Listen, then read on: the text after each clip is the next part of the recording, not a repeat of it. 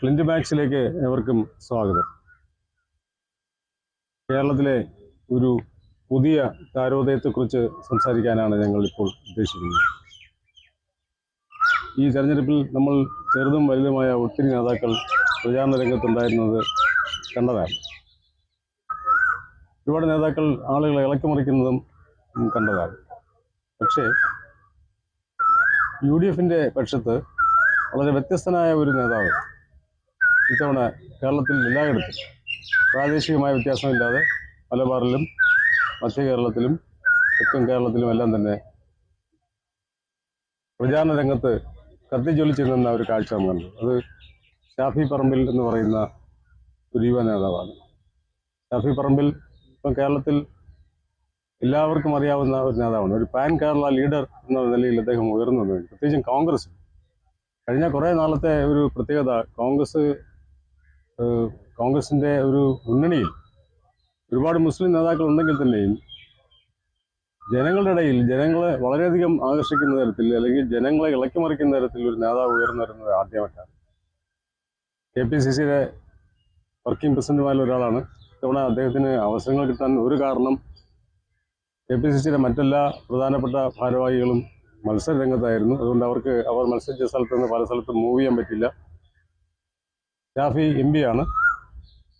അദ്ദേഹം പാലക്കാട് MLA സ്ഥാനം വിട്ടിട്ടാണ് അദ്ദേഹം വടകര പോയി മത്സരിച്ച് ജയിച്ചത്. പിന്നീട് അദ്ദേഹം എവിടെ പോയാലും ആളുകളെ ഇളക്കിമറിക്കുന്ന ഒരു താരമായി അദ്ദേഹം മാറി എന്നുള്ളതും ഒരു വസ്തുതയാണ്. അപ്പോൾ ഇത് സംബന്ധിച്ച എന്താണ് അദ്ദേഹത്തിൻ്റെ വരവ് കേരള രാഷ്ട്രീയത്തിൽ ഉണ്ടാക്കാൻ പോകുന്ന മാറ്റങ്ങൾ, അല്ലെങ്കിൽ എന്താണ് അദ്ദേഹത്തിൻ്റെ വരവിലൂടെ പാർട്ടിക്ക് അകത്തുണ്ടാകുന്ന പാർട്ടിക്ക് പുറത്തുണ്ടാകുന്ന പലതരത്തിലുള്ള ചലനങ്ങൾ എന്തായിരിക്കും എന്നുള്ളത് ചർച്ച ചെയ്യുക എന്നുള്ളതാണ് ഞങ്ങളുടെ ഇന്നത്തെ ഉദ്ദേശം. ഈ വഹീദ്, ഇത് നമുക്ക് ഒരു ചെറിയ നേതാവ് എന്നുള്ള നിലയിലല്ല, ഒരു വളരെ വ്യത്യസ്തമായി കഴിഞ്ഞ കുറേ കാലത്തിനിടയിൽ കാണുന്ന ഒരു കാഴ്ചയാണ്.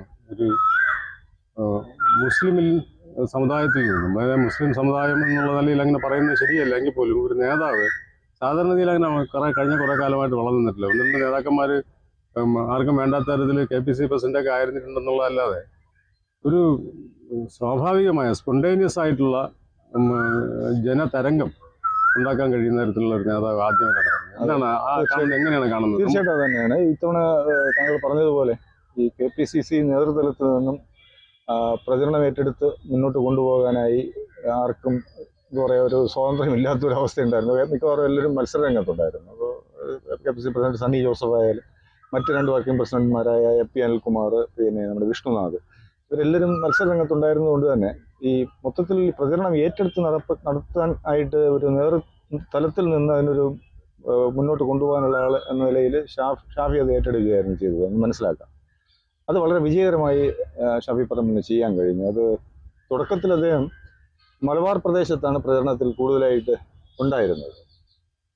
നമ്മുടെയൊക്കെ ധാരണ ശരിക്കും ഇദ്ദേഹം മലബാറിലെ ഒരു താരം എന്നുള്ള രീതിയിൽ മലബാറിലെ മണ്ഡലങ്ങളിൽ മാത്രം പ്രചരണം ഒതുക്കും എന്നുള്ളതായിരുന്നു നമ്മൾ പ്രത്യേകിച്ച് ധരിച്ചിരുന്നത്. പക്ഷേ പ്രചരണം തുടങ്ങി ഒരാഴ്ച കഴിഞ്ഞപ്പോഴേക്കും അദ്ദേഹം തെക്കൻ ജില്ലകളിൽ, അതായത് മധ്യ കേരളത്തിലും തെക്കൻ കേരളത്തിലുമുള്ള മിക്കവാറും മണ്ഡലങ്ങളിലെല്ലാം പ്രചരണത്തിനെത്തുന്ന ഒരവസ്ഥ ഉണ്ടായിരുന്നു. അപ്പോൾ ഏറ്റവും ഒടുവിൽ കൊല്ലത്ത് വിഷ്ണുനാഥിന് വേണ്ടി കുണ്ട്രയിൽ പ്രചരണത്തിന് വന്നപ്പോഴേക്കും ഏതോ ഒരു മാധ്യമപ്രവർത്തകൻ ചോദിച്ചു, താങ്കൾ എത്ര മണ്ഡലങ്ങളിൽ ഇതുവരെ പ്രചരണം കഴിഞ്ഞു, ഇനി എത്ര മണ്ഡലങ്ങൾ ഉദ്ദേശിക്കുന്നു? അപ്പോൾ പറഞ്ഞ 69 മണ്ഡലങ്ങൾ പ്രചരണം നടത്തി കഴിഞ്ഞു, ഇനിയും ഉണ്ടാകുമെന്ന് പറയുകയും അവസാനം 80ഓ 84ഓ മണ്ഡലങ്ങളിൽ അദ്ദേഹം പ്രചരണം നടത്തിയെന്നാണ് നമുക്ക് അറിയാൻ കഴിഞ്ഞത്.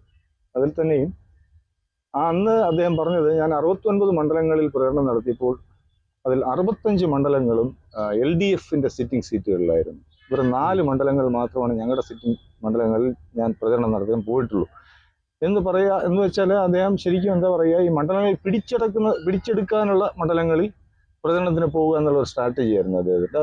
ഇത് തിരുവനന്തപുരത്തേക്ക് വന്നപ്പോഴും അത് തന്നെയായിരുന്നു. ഇവിടെ തിരുവനന്തപുരത്ത് ഒരു മണ്ഡലം ഒഴികെ ബാക്കിയെല്ലാം LDFിൻ്റെ കൈവശമുള്ളതാണ്. കൊല്ലത്ത് അത് തന്നെയാണ്, 2 മണ്ഡലം ഒഴികെയല്ല. അപ്പോൾ ഇവിടെ എല്ലാം അദ്ദേഹം ഈ പ്രതിപക്ഷ അതങ്ങനെ LDF സിറ്റിംഗ് സീറ്റുകളിലായിരുന്നു പ്രചരണം ഏറ്റെടുത്ത് നടത്തിയത്.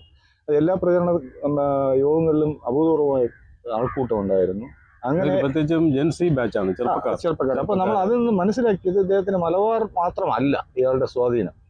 ഇയാൾക്ക് ആകെ സ്വാധീനം ഇൻ ദ സെൻസ് ഈ ആൾക്കാരെ ആകർഷിക്കാൻ കഴിയുന്നത് അദ്ദേഹത്തിന് മലബാറിൽ മാത്രമല്ല, ഇദ്ദേഹം ഒരു പാൻ കേരള ഒരു ക്രൗഡ് പുള്ളർ ലീഡർ ആണ് എന്നുള്ളത് തെളിയിക്കാൻ അദ്ദേഹത്തിന് ഈ കഴിഞ്ഞ തെരഞ്ഞെടുപ്പ് പ്രചരണ കാലം കൊണ്ട് കഴിഞ്ഞു.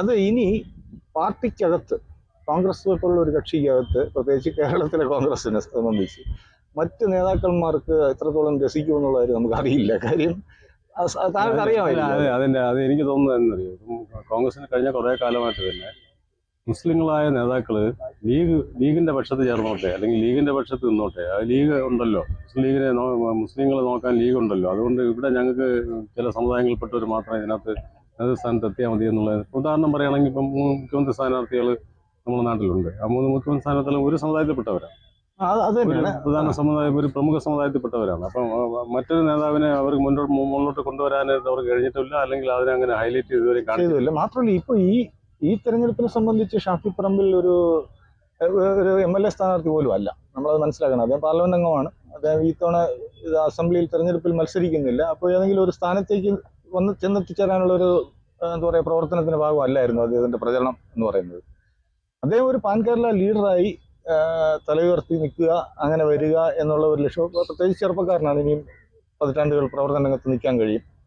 അപ്പോഴേക്ക് അതായത് ഭാവിയിലെ ലീഡർ ഞാനാണെന്നുള്ള രീതിയിൽ വന്ന് എസ്റ്റാബ്ലിഷ് ചെയ്യാനുള്ള ശ്രമമായിരുന്നു എന്ന് തോന്നുന്നു. പക്ഷെ അത് ഒരു പരിധി വരെ പക്ഷെ അദ്ദേഹം അത് ആ രീതിയിൽ തന്നെ ഹൈലൈറ്റ് ചെയ്ത് കാണിക്കുന്ന രീതിയല്ല സ്വീകരിച്ചത്. പക്ഷേ കുറെ സ്ഥലങ്ങളിൽ അങ്ങനെയൊക്കെ ഉണ്ട്. കാര്യം സോഷ്യൽ മീഡിയ വളരെ നന്നായിട്ട് ഉപയോഗിക്കുന്നുണ്ടായിരുന്നു അദ്ദേഹം, വളരെ നന്നായിട്ട്. അതായത് ചെറിയൊരു ചലനത്തെ തന്നെയും വളരെ വലിയൊരു ഓളമാക്കി ആൾക്കാരുടെ ഇടയിൽ അത് പ്രചരിപ്പിക്കാനും അതിന്റെ നേട്ടം കൊയ്യാനും ഒക്കെ അദ്ദേഹത്തിന് കഴിഞ്ഞിട്ടുണ്ട്, സംശയമൊന്നുമില്ല. ഇതിനിടയിൽ LDF സംബന്ധിച്ച് ഈ തെരഞ്ഞെടുപ്പ് പ്രചരണം ഇതിന്റെ ഒരു വശത്ത് ഈ ഷാഫി പറമ്പിൽ ഏറ്റെടുത്ത് മുന്നോട്ട് വളരെ ഒരു ജനബാഹുല്യത്തോടെ തന്നെ മുമ്പോട്ട് കൊണ്ടുപോയിക്കൊണ്ടിരുന്നപ്പോൾ LDFന്റെ ഭാഗത്ത് ഇത്തവണ വന്ന ഒരു വീഴ്ച എന്ന് പറയുന്നത് ഒരു ക്രൗഡ് പുള്ളിംഗ് ലീഡർ, ക്രൗഡ് പുള്ളറായിട്ടുള്ള ഒരാള് തീർത്തുമില്ലായിരുന്നു. താങ്കളുടെ കാഴ്ചയിൽ ആരെങ്കിലും? അതിൽ ഞാൻ ഇടയ്ക്ക് ഒരു രസവും ഉണ്ടായല്ലോ. ഇടയ്ക്ക് ഗോവിന്ദ മാസ്റ്റർ കേരള യാത്ര എന്ന് പറഞ്ഞിട്ട് അവിടെ നിന്ന് ഇങ്ങോട്ട് പ്രചാരണ യാത്ര നടത്തി വന്നിട്ട് അവസാനം പത്രസമ്മേളനങ്ങൾ ഫെയില്യൂർ ആയപ്പോഴത്തേക്ക് എം സ്വരാജിനെ കൊണ്ടുവന്ന് പത്രസമ്മേളനം നടത്തിക്കേണ്ടി വന്ന ഒരു. പക്ഷേ എം സ്വരാജ് തന്നെയും ഈ പത്രമാധ്യമങ്ങളെ കാണുന്ന ആ ഒരു ചടങ്ങേറ്റെടുത്ത് വന്നതിലുപരി ഈ ക്രൗഡിനിടയിൽ ഇറങ്ങി, തെരഞ്ഞെടുപ്പ് എന്ന് പറയുമ്പോൾ അങ്ങനെയാണല്ലോ, പ്രചരണം വെറും നമ്മൾ തീർച്ചയായും സോഷ്യൽ മീഡിയയ്ക്കൊക്കെ വളരെ വലിയ സ്വാധീനമുള്ള കാലഘട്ടമാണ്. എന്നാൽ പോലും പ്രത്യക്ഷ പ്രചരണം എന്ന് പറയുന്നത് ഒരു വളരെ വലിയ ഇമ്പാക്റ്റ് ഉണ്ടാക്കുന്ന ഒരു ഇതാണ്. അതേ ഒരു സ്ഥാനാർത്ഥിയുടെ ഇതേ വിജയിക്കാൻ പോകുന്നു എന്നൊരു തോന്നലുണ്ടാക്കുക എന്നുള്ളതാണ് അതുകൊണ്ട് ഉദ്ദേശിക്കുന്നത്. കാര്യം ഒരു വലിയ ക്രൗഡിനെ അവിടെ സൃഷ്ടിക്കുക, ആ ക്രൗഡിന് ആരവം ഉണ്ടാക്കുക.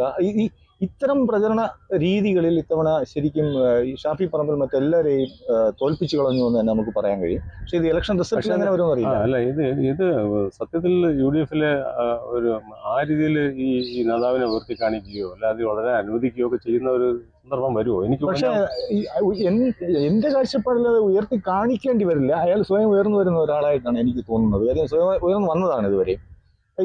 ഈ ടെമ്പോ നിലനിർത്തിക്കൊണ്ട് പോകാൻ അയാൾക്ക് അതിനുള്ള ഈ അസാമാന്യമായ കഴിവുണ്ട് യഥാർത്ഥത്തിൽ. കാര്യം ഈ ഇത്രയും വലിയൊരു നേതൃനിരയുടെ ഇടയിൽ നിന്ന്, കോൺഗ്രസിൽ അറിയാമല്ലോ നേതൃബാഹുല്യമാണ്, ഈ നേതൃനിരയുടെ ഇടയിൽ നിന്നും ഒരു ഒറ്റയാനായി ഈ മൊത്തം ജനസഞ്ചയത്തെ കൂടെ നിർത്തി മുന്നോട്ട് കൊണ്ടുപോകാനുള്ള അത് അഭൂതപൂർവമായ കഴിവ് അദ്ദേഹത്തിനുണ്ട്. അത് തെളിയിക്കപ്പെട്ടിട്ടുണ്ട് പലവർത്തി. അത് ഇത്തവണ ഈ തെരഞ്ഞെടുപ്പിൽ വളരെ മനോഹരമായി അദ്ദേഹം.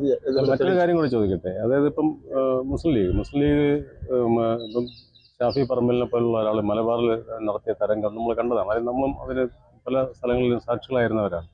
അപ്പം അന്ന് ഈ ഷാഫി പറമ്പലിൻ്റെ ആ വളർച്ച ലീഗിനെ എത്രമാത്രം ദോഷിച്ചു. ഇപ്പം ലീഗിൻ്റെ അണികളിൽ പലരും ചെറുപ്പക്കാർ പ്രത്യേകിച്ചും ഷാഫി പറമ്പലിൻ്റെ പിറകെ പോകാൻ സാധ്യതയില്ല. അങ്ങനെയാണെങ്കിൽ ലീഗിന് അതൊരു ത്രെട്ടല്ലേ? അങ്ങനെ ആയാൽ ത്രെട്ട് തന്നെയാണ് യഥാർത്ഥത്തിൽ. ഇപ്പോൾ ഈ വടകരയിൽ അദ്ദേഹം മത്സരിക്കാൻ വന്നപ്പോൾ തന്നെയും അവിടെ ആദ്യം ലീഗ്, പ്രത്യേകിച്ച് ലീഗിലെ യുവജനങ്ങൾ, യൂത്ത് ലീഗിന്റെ പ്രവർത്തകരാണ് അദ്ദേഹത്തെ പ്രചരണത്തിന് നടത്തിയത്. പ്രചരണമെല്ലാം അവരായിരുന്നു നടത്തിയിരുന്നത്. പിന്നെ അത് കഴിഞ്ഞ് അദ്ദേഹത്തിൻ്റെതായ ക്രൗഡിനെ ഉണ്ടാക്കിയെടുക്കാൻ ആ തെരഞ്ഞെടുപ്പോടെ തന്നെ, അത് പ്രത്യേകിച്ച് നമ്മുടെ ശൈല ടീച്ചർ പോലെ ഒരു വലിയൊരു ജയന്റിനെ തോൽപ്പിച്ച് വന്നു എന്നുള്ള ഒരു പേരും കൂടെ ആയി കഴിഞ്ഞപ്പോൾ അദ്ദേഹം അദ്ദേഹം സ്വാഭാവികമായി ഒരു വലിയ ഒരു നേതൃതലത്തിലേക്ക് അവിടെ നിന്ന് തന്നെ ചെന്നെത്തപ്പെട്ടു. പക്ഷെ അത് നന്നായി മെയിൻറ്റെയിൻ ചെയ്യാൻ അദ്ദേഹത്തിന് കഴിയുന്നു എന്നുള്ളതാണ്. അതിനുശേഷം വന്ന ഉപതെരഞ്ഞെടുപ്പുള്ളത്, പാലക്കാട് ഉപതെരഞ്ഞെടുപ്പ് താങ്കൾക്ക് അറിയാമല്ലോ, അവിടെ അദ്ദേഹത്തിന്റെ സ്വന്തം സ്ഥാനാർത്ഥിയായിട്ട് രാഹുൽ മാങ്കൂട്ടത്തിലിനെ അവിടെ കൊണ്ടു നിർത്തുകയും അദ്ദേഹത്തിന് കിട്ടിയ ഭൂരിപക്ഷത്തെക്കാൾ 5 ഇരട്ടി ഭൂരിപക്ഷത്തിൽ വിജയിപ്പിച്ചെടുക്കുകയും ചെയ്തു. പക്ഷേ അത് അവിടെ അദ്ദേഹത്തിന്റെ മാത്രം സ്ഥാനാർത്ഥിയായിരുന്നു, അദ്ദേഹം മാത്രമായിരുന്നു തെരഞ്ഞെടുപ്പ് പ്രചാരണത്തിന്റെ ചുക്കാൻ. അല്ല, ഇപ്പോഴും പാലക്കാട് മത്സരിക്കുന്ന അതും ഷാഫിയുടെ സ്ഥാനാർത്ഥിയാണ്. പക്ഷെ അതുകൊണ്ട് ഞാൻ പറഞ്ഞത് ഇത്തവണ ഷാഫി അവിടെ മാത്രമായിട്ട് ഒതുങ്ങി നിൽക്കില്ലായിരുന്നല്ലോ. ഇത്തവണ ശരിക്കും സ്റ്റേറ്റ് മുഴുവനും അയാൾ പ്രചരണ ഏറ്റെടുത്ത് നടത്തി. ഇവിടെ ഈ LDF-നെ സംബന്ധിച്ച് ഇതുപോലെ ഏതെങ്കിലും യുവ നേതാക്കളെ ഒരു ക്രൗഡ് പുള്ളർ എന്നുള്ള രീതിയിലേക്ക് വളർത്തിയെടുത്തുകൊണ്ട് വരേണ്ട സമയം അതിക്രമിച്ചിരിക്കുന്നു. അതല്ലെങ്കിൽ കാര്യങ്ങൾ കൈവിട്ടു പോകും. കാര്യം ഇപ്പോഴുള്ള യുവതലമുറ എന്ന് പറയുന്നത് ഒന്നാമത് ഒരു രാഷ്ട്രീയവാദികളാണ് കൂടുതലും. അഥവാ രാഷ്ട്രീയ ഇതായിട്ട് വരികയാണെങ്കിലും ഇന്നത്തെ ഈ സാമൂഹ്യ മാധ്യമങ്ങളിലും അല്ലാതെ ഇതുപോലെ ഈ വലിയ കൂട്ടങ്ങൾ സൃഷ്ടിക്കുകയൊക്കെ ചെയ്യുന്ന ഒരു രീതിയുടെ പിന്നാലെ പോകുന്നതാണ് നമ്മൾ കാണാറുള്ളത്. അത് നേരത്തെ ആം ആദ്മി പാർട്ടി ഡൽഹിയിൽ വന്നപ്പോൾ മുതൽ നമ്മൾ കാണുന്നതാണ്. അപ്പോൾ ഇന്നത്തെ തലമുറയുടെ ഇടയിൽ അങ്ങനെ ഒരു ഇതുണ്ട്. അവിടെ ഇപ്പോൾ DYFI പോലുള്ള സംഘടനയുടെ നേതൃതലത്തിൽ അത്തരം ആൾക്കാർ ഉയർന്നു വരുന്നില്ല എന്നുള്ളത് അത് LDF-നെ സംബന്ധിച്ച് ഒരു വീഴ്ചയിലേക്ക് കൊണ്ടെത്തിക്കും എന്നുള്ളത് ഉറപ്പാണ്. ഈ പഴയ നേതാക്കന്മാരെയും മുന്നിൽ നിർത്തിക്കൊണ്ട് മുന്നോട്ട് പോകുക എന്ന് പറഞ്ഞാൽ എളുപ്പമല്ല. കഴിഞ്ഞ 10 വർഷമായിട്ട് ഭരണം മാത്രമല്ലേ ഉള്ളൂ, അത് സമരം മാത്രമല്ല, മറ്റ് ഇപ്പൊ പ്രചരണങ്ങളിൽ തന്നെ ഇതിപ്പോ ഒരു രാഷ്ട്രീയ പ്രചരണമായിരുന്നില്ല, ഇപ്പൊ സമരമായിരുന്നില്ലല്ലോ. ഇത് ശരിക്കും തെരഞ്ഞെടുപ്പ് എന്ന് പറയുന്ന ഒരു രാഷ്ട്രീയ സമരമാണ് യഥാർത്ഥ. ആ രാഷ്ട്രീയ സമരത്തിൽ പോലും പൂർണ്ണമായി ഒരു ജനസഞ്ചയത്തെ കൂട്ടി മുന്നോട്ട് വരാനായിട്ട് ഒരു നേതൃനിര തലത്തിൽ ആരും ഇല്ലായിരുന്നു എന്നുള്ളത്. അത് ഇവിടെയാണ് നമ്മൾ ശരിക്കും പറഞ്ഞാൽ സഖാവ് VS അച്യുതാനന്ദന്റെയും പോലുള്ള അല്ലെങ്കിൽ VK നായനാരെയൊക്കെ പോലുള്ള നേതാക്കളുടെ ഒരു അഭാവം നമ്മൾ ഇവിടെ LDF കാണുന്നത്. അതിന് പകരം ശരിക്കും ഇനി ഇതുപോലുള്ള മുതിർന്ന നേതാക്കൾക്ക് ഇനി വലിയ പ്രാധാന്യമില്ല ഇവിടെ. അല്ല, ഇതിനെ സംഭവിക്കുന്ന അറിയാം. ഈ യുവ നേതാക്കളെ വളർത്തിക്കൊണ്ടുവരുന്നതിന് ഡെലിബറേറ്റ് ആയിട്ടുള്ള ശ്രമങ്ങൾ പാർട്ടിക്കകത്ത് കഴിഞ്ഞ കുറെ കാലം ഇല്ല എന്നുള്ളത് നമുക്കറിയാം. എന്തുകൊണ്ട് അതിന്റെ പല കാരണങ്ങളുണ്ടാവും. എന്തായാലും ചില നേതാക്കളുടെ നിഴലിൽ നിൽക്കാനാണ് ഉയർന്നു വരുന്നത്. ഒരുപാട് പുതിയ ആ പ്രതിഭാസം ശരിക്കും കോൺഗ്രസിനകത്താണ് നമ്മൾ കണ്ടിരുന്നത്. അതിപ്പോ ശരിക്കും അത് CPM പോലുള്ള കക്ഷിക്കകത്ത് കണ്ടുവരുന്നു എന്നുള്ളതാണ്. ഏതെങ്കിലും നേതാവിന്റെ മറപറ്റി അല്ലെങ്കിൽ അയാളുടെ പിന്നാക്കം പറ്റി ശരീരഭാഷ സ്വീകരിക്കുക, നേതാവിന്റെ വാക്കുകൾ അത്തരം രീതിയിലുള്ള ഇപ്പൊ നമ്മളിപ്പോ ഷാഫി പറമ്പിൽ നമ്മൾ ഇതെടുത്ത് കഴിഞ്ഞാൽ അയാൾ ആരെയും അനുകരിക്കുന്നില്ല. അയാൾക്ക് അയാളുടേതായ ശൈലിയാണ്. അയാൾ ആൾക്കാരായിട്ട് കമ്മ്യൂണിക്കേറ്റ് ചെയ്യുന്നതൊക്കെ കൈ കൊടുക്കുക, മുഷ്ടിയുരുട്ടി ഇടിക്കുക, ഇങ്ങനെ ഈ ആൾക്കാരുമായിട്ട് കമ്മ്യൂണിക്കേറ്റ് ചെയ്യുന്ന പറഞ്ഞാൽ ഒരു വല്ലാത്ത ഒരു ഭയങ്കര ഒരു വൈബ് ഉണ്ടാക്കുന്ന രീതിയിലുള്ള കമ്മ്യൂണിക്കേറ്റ് ചെയ്യുന്ന രീതിയാണ് അയാൾക്കുള്ളത്.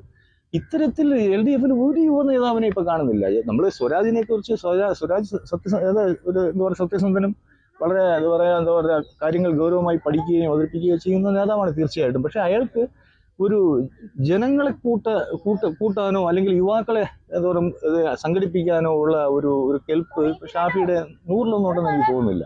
എന്തായാലും നമുക്ക് ഷാഫി പറമ്പിൽ ഉയർന്നു വരുന്ന താരമാണ്, ഭാവി തലമുറയുടെ ഒരു താരമായിട്ട് വരുന്നത്. മാത്രമല്ല നമുക്ക് ഈ തെരഞ്ഞെടുപ്പ് റിസൾട്ടോടെ നമുക്ക് അതും നോക്കാം. ഇദ്ദേഹം പോയ 80-ലധികം മണ്ഡലങ്ങളേത്, അതിൽ എത്ര ശതമാനം സ്ട്രൈക്ക് റേറ്റ് വന്നു.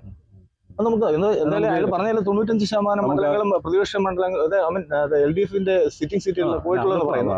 നമുക്ക് അവിടെ സ്ട്രൈക്ക് റേറ്റ് നോക്കാം. നമുക്ക് അവിടെ തന്നെയാണ് അദ്ദേഹം പോകേണ്ടത്. അല്ല, അപ്പോഴേക്കും ആ റിസൾട്ട് നമ്മൾ അയാളുടെ സ്ട്രൈക്ക് റേറ്റ് നോക്കിയിട്ട് നമുക്ക് അതിനെ കുറിച്ച് പിന്നെ നമുക്ക് വിശദീകരിക്കാം.